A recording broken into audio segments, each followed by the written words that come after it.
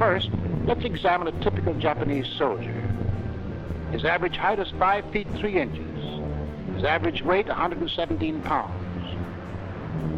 He and his brother soldiers are as much alike as photographic prints off the same negative.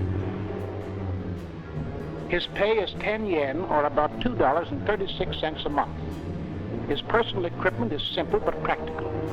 Fully supplied with ammunition, the load he carries weighs about 60 pounds, more than half his weight.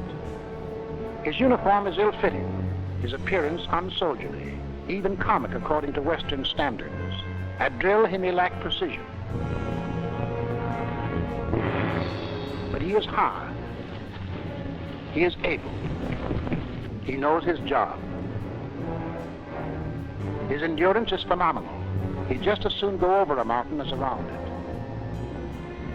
He lives on rice and fish, or occasionally rice and meat, but often on rice alone. And he's proud of it. Divide the words into syllables and try not to accent any one word or syllable. The first word is surrender. This is the way the Japanese write it using our kind of lettering. This is the way it must be pronounced. Ko-san-se-o. Surrender. Now everyone say it with me. Ko-san-se-o. Korosanai-yo. We won't murder you. Korosanai-yo. We won't murder you. That means we won't do any killing if they surrender. It takes time, it takes trouble. Here's one you'll like. It means strip. Might come in handy sometime. It's hadaka ni nare. Hadaka ni nare. Say it with me. Hadaka ni nare. Hadaka ni nare. Strip. Hadaka ni nare. Strip. Now I'm going to give you two words that should be learned together. Detekoi, come out. Kochikoi, come here. Say them with me. De-te-koi, come out. Kochikoi, come here. Let's see what happens. Detekoi.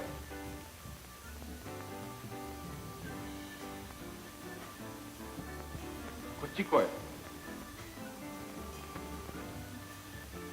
Damare, shut up.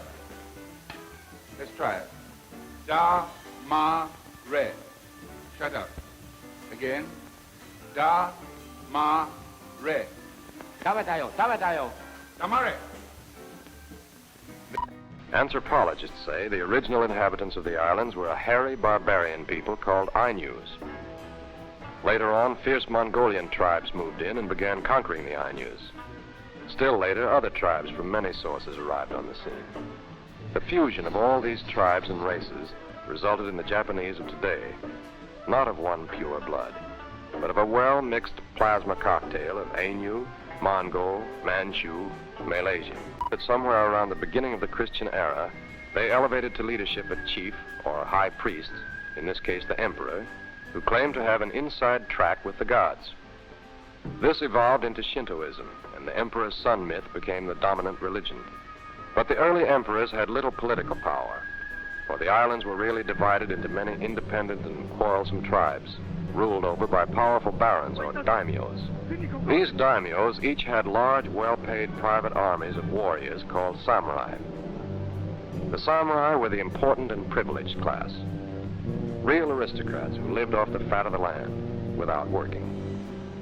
As a badge of rank, they wore two swords, a short sword for committing harakiri when captured or disgraced, and a large two-handed sword they fought with. With this sword, it was their privilege to lop off heads, arms, or ears of the peasants, either for practice or amusement. To further set themselves apart from the common herd, the samurai developed a code of rules for themselves called Bushido, the code of the warrior. Bushido extolled absolute loyalty to one's superior and reckless bravery in battle. But most important, Bushido not only sanctioned double dealing and treachery, but looked upon it as an art to be cultivated. It encouraged ambush, Jump a man from behind when he's unarmed and you've got a club. When he's alone and you've got a gang.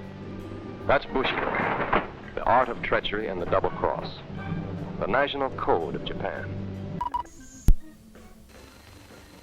That clinches it.